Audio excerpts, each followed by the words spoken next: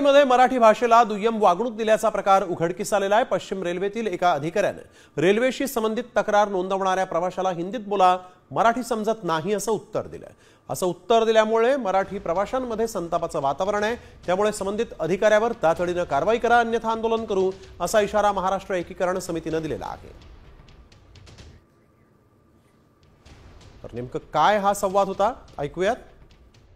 मी ते पालघरला आलोय, नायगाववरनं मी चढलो आणि मी 30 रुपये हिंदी में बोलिए, मुझे मराठी नहीं आती है।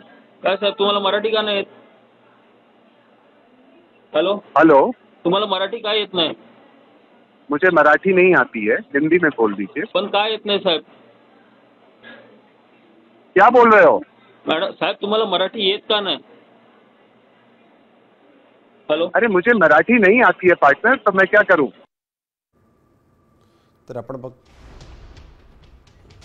आणि त्यांनी सरळ सरळ फोन कट करणं माणसांचं ही मुजोरी झाली आहे। ते रेल्वेने अशा अधिकाऱ्यांवरती कारवाई करावी। मी रेल्वेच्या PROना पण फोन केलेला आणि रेल्वेच्या PROनी पण सांगितलं की तुम्ही मला येऊन भेटा, तुम्ही 139ला फोन करा।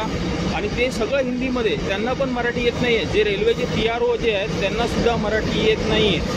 आता isakal.com आहे देशातील नंबर 1 ची मराठी न्यूज वेबसाईट। प्रत्येक अपडेटसाठी isakal.com ला नक्की भेट द्या।